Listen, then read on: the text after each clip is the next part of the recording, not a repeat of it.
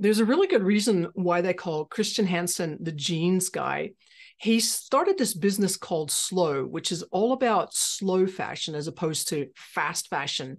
And in today's episode, we talk about his journey of going from discovering that there's a problem that needs solving all the way through to actually to the place where he's successfully set up a business and building up the business as they go in a way that's sustainable, not only from the products that they create, but also from a business perspective.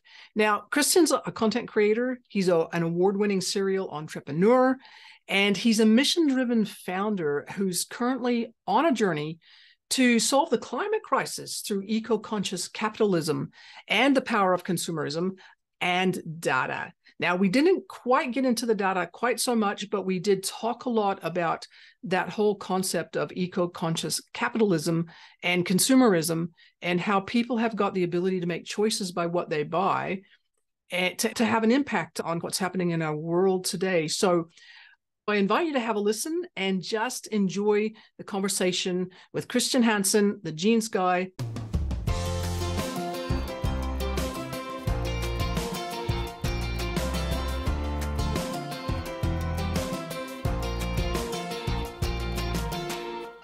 Welcome to the Online Business Launchpad podcast. I'm your host, Trudy Rankin. And today we're talking to Kristian Hansen. When his people reached out to me to just see if I would be interested in having him on the podcast, I went back and had a look at some of the things that he's interested in and doing. And I just thought, wow, this is really fascinating. I'd really like to talk to this guy. And there's the usual stuff about the fact that he's been able to get seed funding for his business idea. He was able to get, this is fascinating for me specifically, he was able to get a 100,000 person wait list with zero ad spend.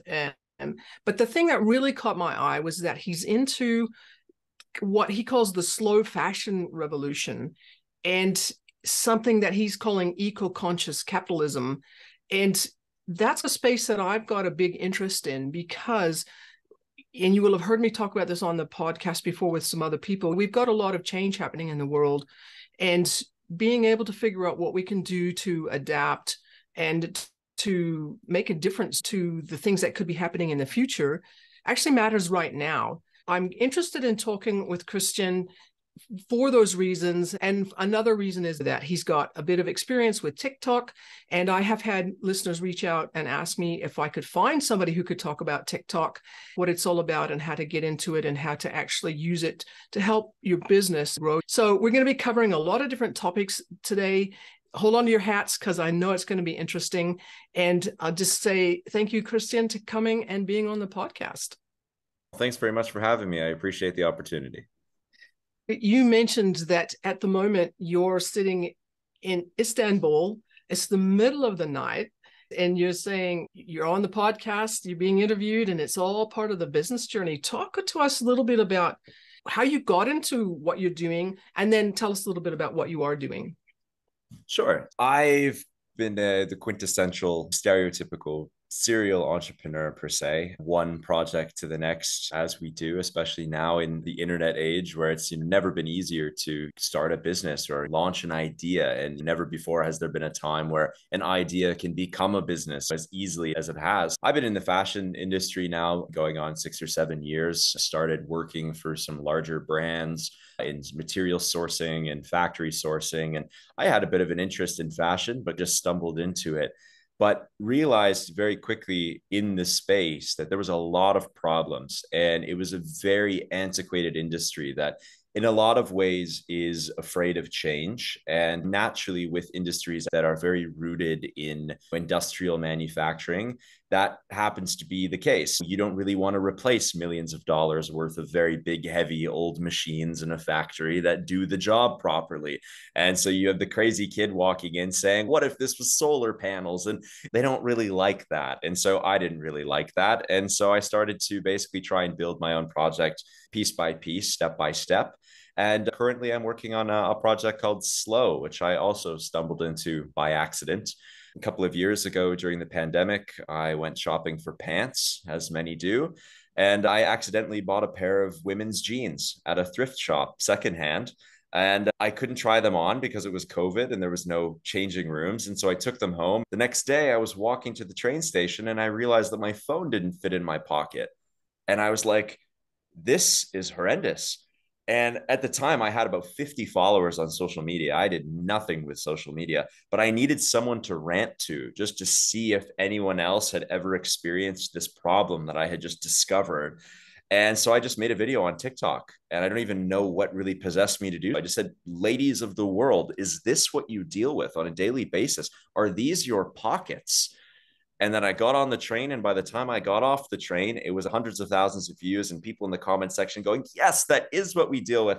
And that's where I went, I'm already in the fashion industry. People are saying this is a problem. Maybe I could fix this problem. And so Slø was born to provide pockets for jeans. And we tried to layer all of our other things on top of it: sustainability, slow fashion, ethics, and trying to do things the way that I would do things if I was running a fashion company. Coincidentally, I now am. I love that story. And yes, we women have problems with pockets. It's one of the things that drives me crazy. We won't go off onto that because I could rant about that for a little while, but it's definitely a genuine problem. I would like you to just expand a little bit, if you would, please. You talked about the name of your business, it's Slø. You've talked a little bit about slow fashion. Just expand for our listeners a little bit what you mean by slow fashion as opposed to fast fashion, and how that is something that could potentially help some of the issues that we've been creating for the world over the last however many years, centuries. Absolutely. People, I don't think, even realize how bad fast fashion is for the world and fast fashion as a whole. When we say fast fashion, we're talking about the trend over the last roughly 20 or so years in which you're seeing brands that are producing collections every week. And you're seeing the mass standardization of fashion. You're seeing size sets get smaller. You're seeing quality get worse. You're seeing prices rise. And every time you walk into a store, there's a new collection. And that never used to be the case. You'd have a fall collection, you'd have a winter collection, you'd have maybe have a spring and a summer. And that was pretty much it. And we've gone to this fashion cycle now where every day some of these fast fashion brands are releasing hundreds of new products. And that mass production is horrible for the planet, horrible for people, and creates a massive amount of waste. Fashion, the industry as a whole, is responsible for more carbon emissions than both maritime shipping and all of the travel by airplanes in the world combined. It's about 11% of all carbon emissions. It's an unbelievably massively polluting industry as well in areas like water. It takes a ton of water to grow cotton. It takes a lot of water to treat fabrics. Polyester, which is in everything, is literally made of oil.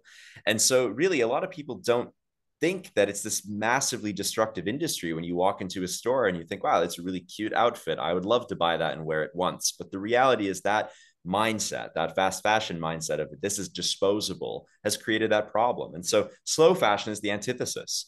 And what we're aiming to do is go back to the way that we used to make clothes, not even 20, 30 years ago, but 100 years ago, where you would go to a tailor or a seamstress and you would have clothes made to your body, made to last. And so those clothes that end up in your closet, they're not there for one wear. They're there for as many years as you would like them to be there, so that we're creating things that actually fit people and don't end up in a landfill. And so creating that personalized process of bringing that back and going away from everything is the same, everyone is standard, and everyone should fit into this size set. No, come to me. I'll make you a pair of jeans that fits you, is to your preferences. You tell me what you want, and we'll send it to you. I think it's a mindset shift in many ways, because we've become used to the whole go into a shop. If you're lucky, you can find something that fits, grab it off the shelf, take it home, and 3 washes later, it's out of shape and you're not as happy with it and things like that. And it's a problem. However, there's always been, and I have to put up my hand and say I'm one of them, there's people who struggle to find off the shelf fast fashion clothes that actually fit because the body shape just doesn't fit. Whoever decided what the societal norms were for women's bodies, or it's not just women, it's people of any gender or whatever, who the shape doesn't fit what the fashion industry thinks they should be. And it's a problem. I'm interested though, because the money side of my brain is going, hang on, wait a minute. Standardization is the key to actually being able to run a business profitably. You need to be able to repeat the same processes and get the costs down and things like that.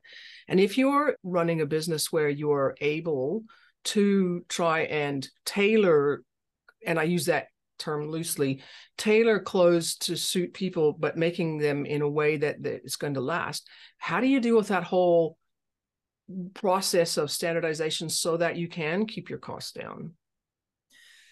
Really, we're still in the stages in a lot of ways of doing things that are unscalable, and that's okay because they will become scalable. And so really what we're doing right now is we're learning how to build our own factory. It's why I'm in Istanbul right now. So right now, outsourcing all of that labor, you're right, it's really not a super long-term sustainable business strategy. Our manufacturing costs are about roughly 9-10 times higher than what our fast fashion counterparts are spending.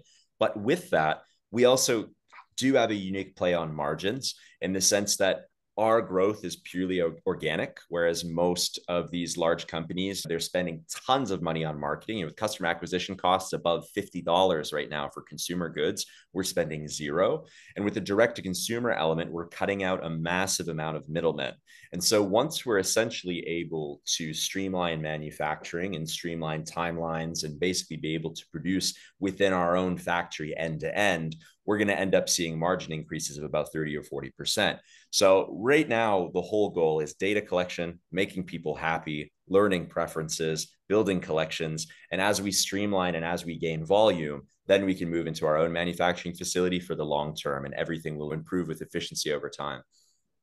And the reality too is that there's technology that's emerging all the time that helps with that whole process of being able to do that streamlining side of things.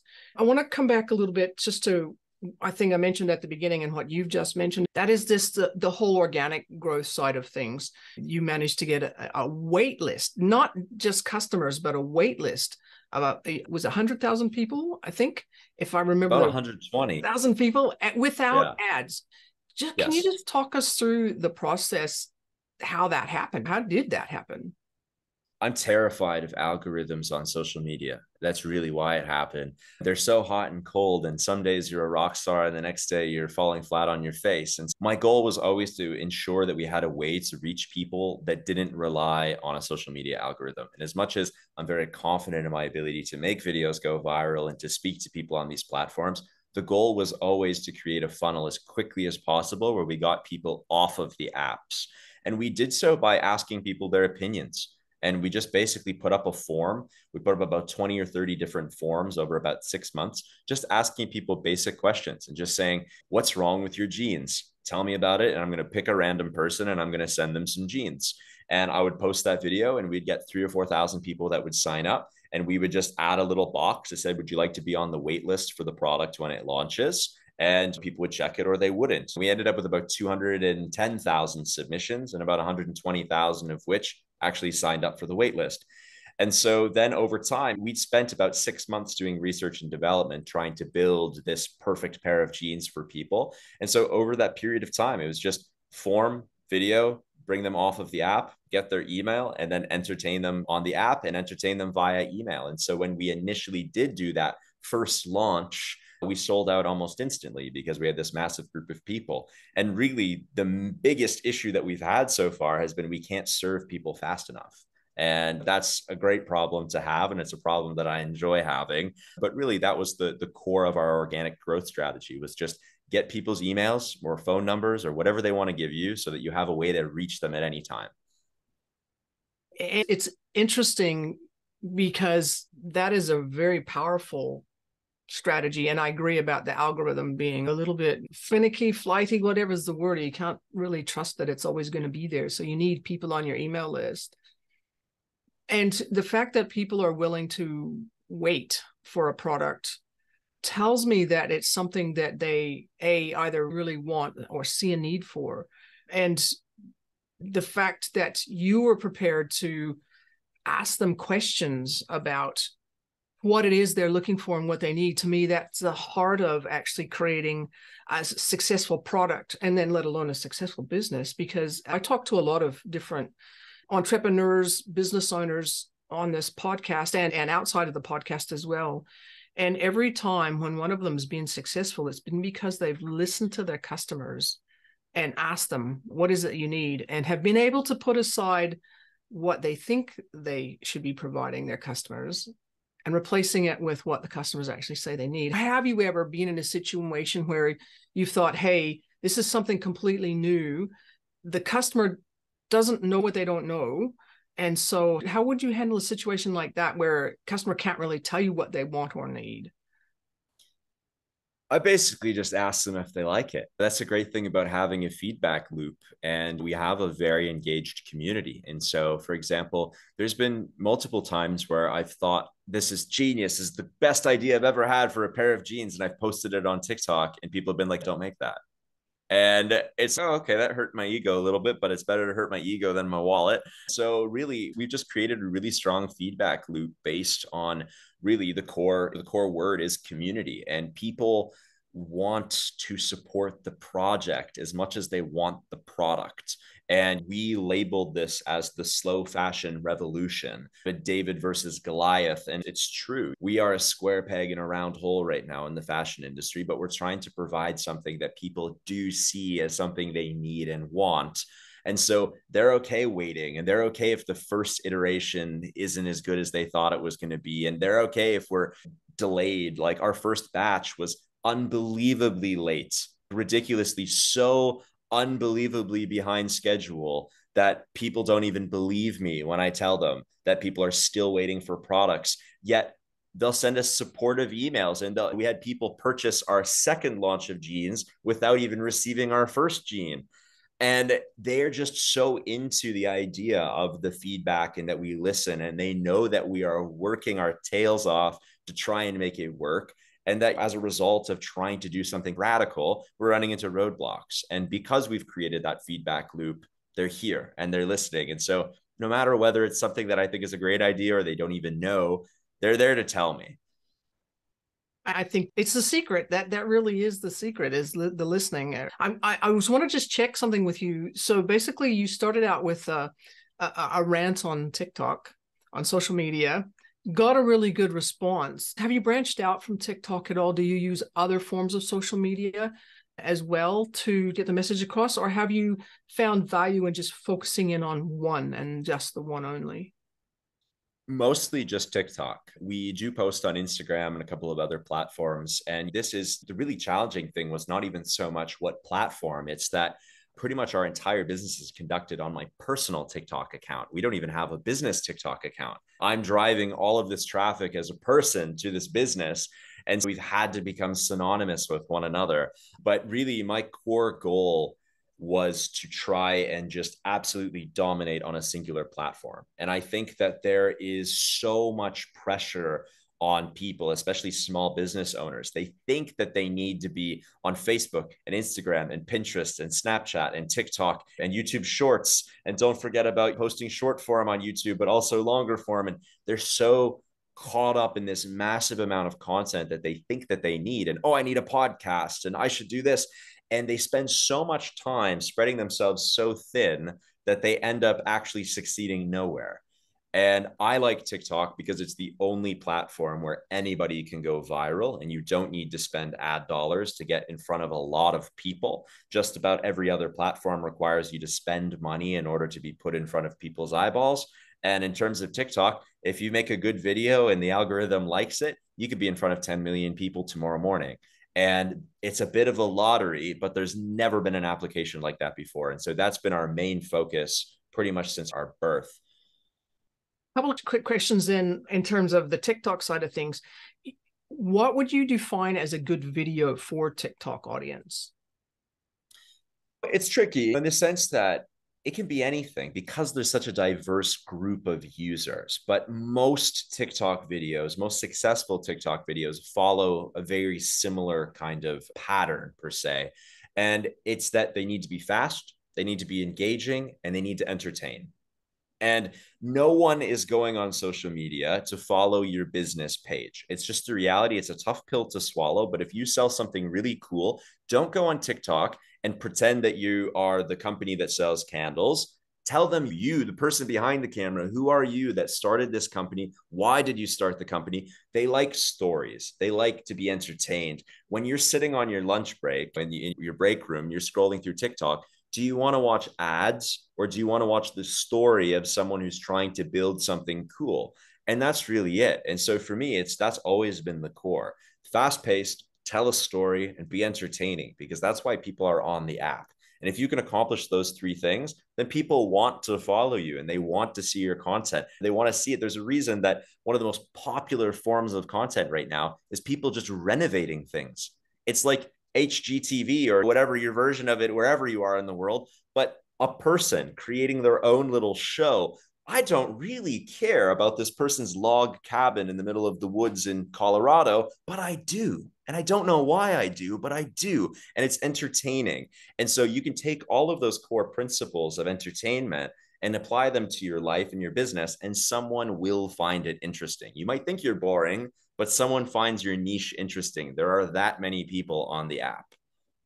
And that's true. And I can put my hand up and say, not TikTok, but YouTube. My husband and I often sit down and watch videos of people renovating stuff, but because we have an interest in renovations and things like that. And I'll follow up that question, though, about just with TikTok. And obviously, you're well aware that there's been a lot of discussion and potential trouble brewing in terms of whether or not TikTok's going to be allowed in certain countries in the future. There's been talk about banning it and things like that. A, how likely do you think that is to happen? And B, if it did happen, what would you do? One, I don't think it's going to. I think from a legal perspective, there is far too many other companies that are doing exactly the same thing. It's in a lot of ways, I think it's just a lot of propaganda. And it's a reality that people like to demonize different places that produce software, and not to get political at all, but the reality is that it's what TikTok does with data is no different to what Google does with data, and is no different than what Facebook does with data. It's just the government who actually has that data versus the other government. And the reality is that there are just too many layers, I think, from a legal perspective, to ever get it to the point where it could actually be banned. And it has been banned in some countries, like India, for example, does not have TikTok. They haven't had it, and they banned it for different reasons. But I don't think a TikTok ban is coming in the United States or any of the other major markets. It's too popular of an app. There's too much ad spend behind it, and too many businesses like mine, small businesses, large businesses, medium-sized businesses, really rely on it. And the economy knows that the people who run the economy know that. Some of these small businesses that are a cornerstone of the American economy rely on these different applications. And it would be a serious blow to a lot of those people. And it's an election season, and you don't want to ever anger people in an election season. So that's my first part A answer. But part B is that I think we would be completely fine. If anything, I think it would actually help our growth. And a lot of people think I'm crazy when I say that, but the reality is that the number one competition market in the world for TikTok is the United States. I am Canadian, and I don't think it would be banned in Canada. And so immediately you would have the other 650 million users in the world that now need to replace the American following that they used to have with other creators. And I think we would actually see a massive spike in views from other parts of the world that, quite frankly, actually is easier for us to serve as a market because we manufacture in Europe. So if our European market spiked overnight, our shipping rates are better, our logistics rates are better, et cetera. And all of the American market is going to migrate immediately to Instagram, YouTube, et cetera, where we already have a presence. And I have everyone's email address. So I would just send them an email and say, go follow me there. And they would. That's a good answer. There's opportunities wrapped up into potential problems if you just look for them. I wanted to just swing back a little bit right to the very beginning, to the place in your business journey where you had this idea, you found a problem, you were working to solve the problem, and you were able to go out and get some seed money, some seed funding. Can you just talk us through that process? What was that process like to get seed funding for an idea that you had that you wanted to turn into a reality? It was encouraged by the very people who purchased the product. We had these ideas, and it was one after the other. And I would just make sketches and say, what do you think about this? What do you think about that? And I had some friends, and I was like, I think we could really do this. And people just started asking, like, how do I invest in this? I want in on this. And so I basically looked for a platform that potentially we could launch on. And we found WeFunder. WeFunder, I cannot speak more highly about them. They are such a phenomenal platform, such a great group of people too. And they support businesses through and through. And their support teams, their employees, everyone who works for them has been excellent to us. And we created a WeFunder campaign. And we just said to people, if you like the idea, you can invest as little as $100. And for a lot of these people, the vast majority of the people that invested in us, we were their first ever investment. They're college students or young people or just people that don't really do institutional investing. And even halfway through our campaign, we had traditional venture capital firms coming and saying, hey, why don't you end your campaign and we'll give you money and we'll give you mentorship and we'll give you all these things. And I was like, no, I think this is way better. The terms are more favorable, one. And two, the community that we're supplying this product to are the ones that now own us. And they're the ones that give us the feedback and they have skin in the game. And I always wanted to be community funded and community built.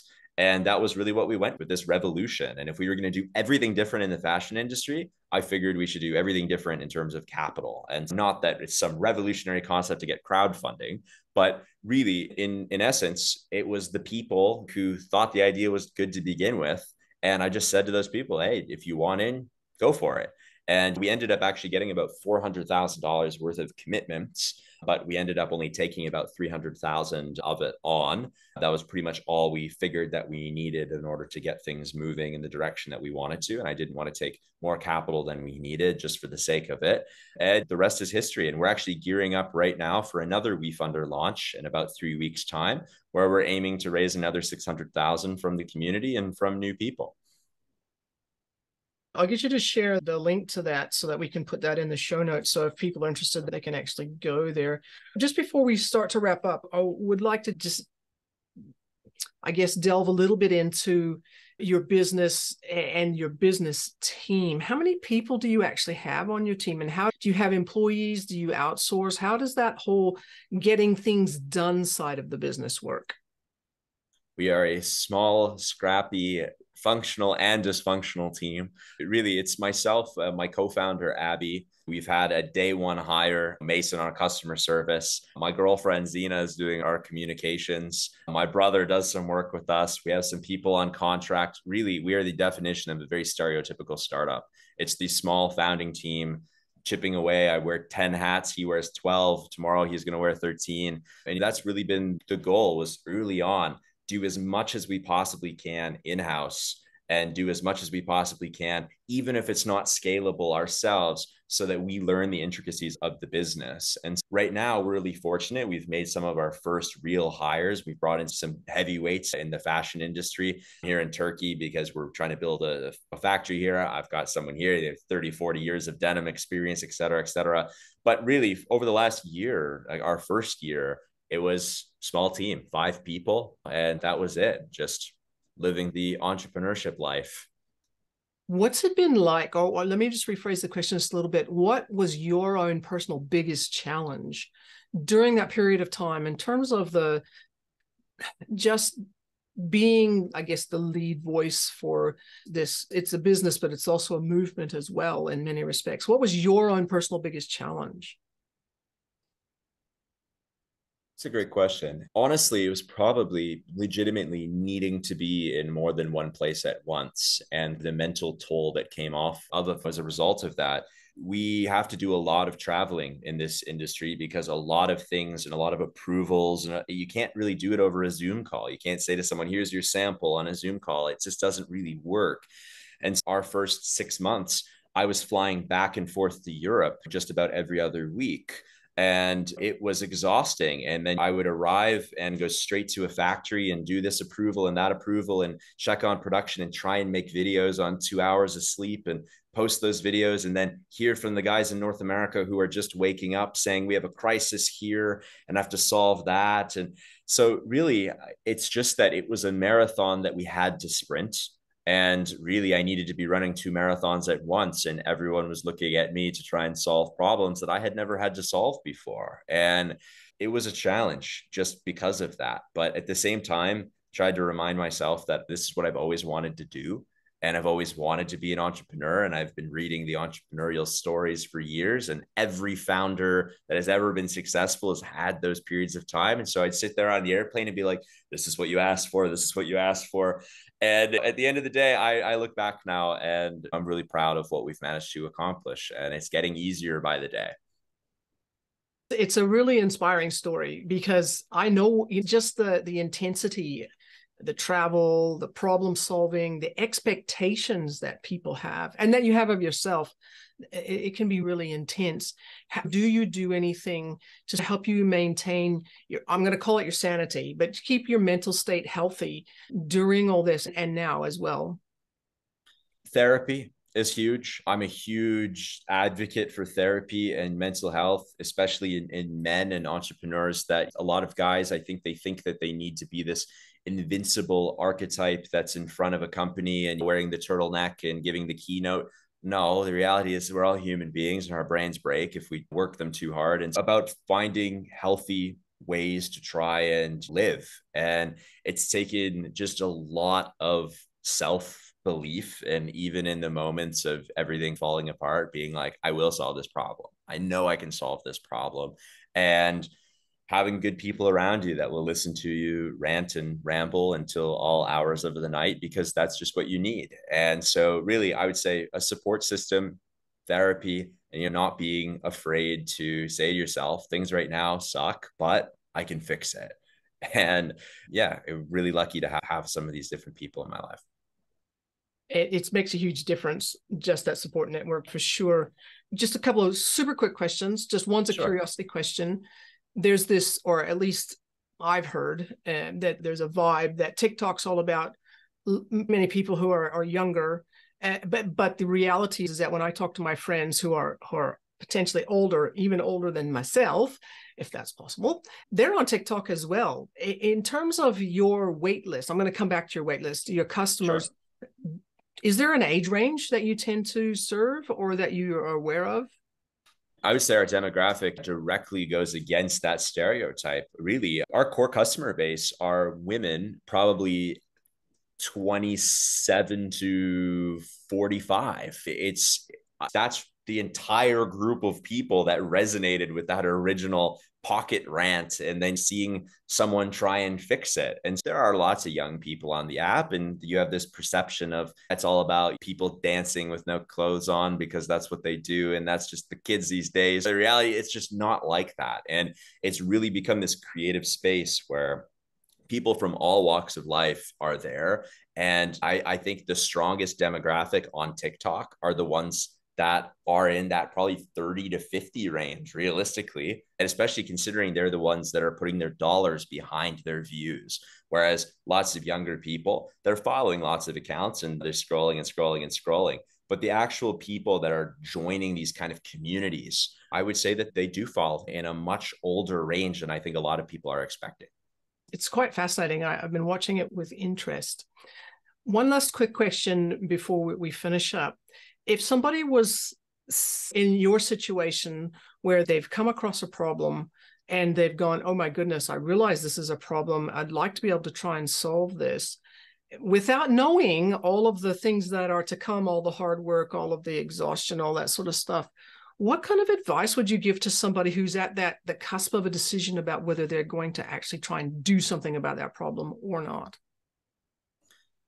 That's a great question. I would say that have a good idea of what you ultimately want to be as a person, not even in terms of what your product is. Because, for example, was I incredibly passionate from birth about the pockets on women's jeans? Really, no. No, when I was young, I wanted to be an astronaut. But the reality is that I know that I want to lead a startup and I can see myself, whether it's this one or the next one or the next one, this is what I want to do, whatever the problem is, whatever the industry is. And so that was my entry point into this first step that has been this entrepreneurial journey. If you don't want, that's totally fine. But at the same time, make sure that your entry point matches what your expectations are moving forward, because those are the types of people that no matter what the problem is, they make it. And then there are the people that get halfway in and realize this is not what I signed up for. And that's totally fine. But I say to people all the time before we hire into startups is this is going to be really hard. And if you want stability and you want to know what you're doing day to day and you want a guidebook, don't do this. And that's okay. There's no connotation that says one is better than the other. But that really would be my core is what do you want to be when you grow up? No matter how old you are, whether you're 35 or 55 or 25, what do you want to be when you grow up? And if what you want to be when you grow up is advanced by solving that problem, you're going to have fun while you encounter all of those headaches. That's great advice. That is really spot on advice. So, Kristian, it's been fantastic talking with you. If people were interested in reaching out to you, either to connect with you or they want to know more about your business and Slø and what it does, and where would they go? They can send me an email. I answer every email that I get from people in our community. It's Kristian@slowjeans.co. It's also on our website. You can also hit me up on Instagram or TikTok or any of these different places. I am here and I'm an open book. Thank you for that. I'll put those in the show notes so that people are able to go and find those. Kristian, thank you so much. It's been fantastic talking with you. Thank you. Thanks again for the opportunity. This was great.